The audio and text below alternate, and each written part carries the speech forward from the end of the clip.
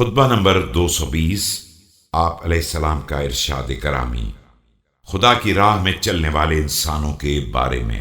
بسم اللہ الرحمن الرحیم۔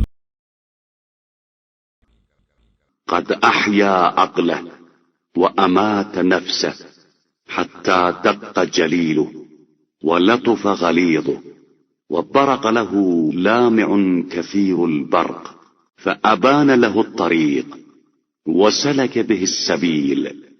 ایسے شخص نے اپنی عقل کو زندہ رکھا ہے اور اپنے نفس کو مردہ بنا دیا ہے، اس کا جسم باریک ہو گیا ہے اور اس کا بھاری بھرکم جسد ہلکا ہو گیا ہے، اس کے یہ بہترین ذوپاش نور ہدایت چمک اٹھا ہے اور اس نے راستے کو واضح کر کے اسی پر چلا دیا ہے۔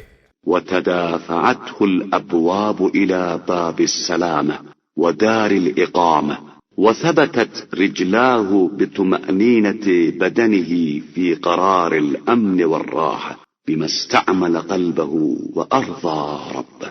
تمام دروازوں نے اسے سلامتی کے دروازے اور ہمیشگی کے گھر تک پہنچا دیا ہے، اور اس کے قدم طمانینت بدن کے ساتھ امن و راحت کی منزل میں ثابت ہو گئے ہیں کہ اس نے اپنے دل کو استعمال کیا ہے اور اپنے رب کو راضی کر لیا ہے۔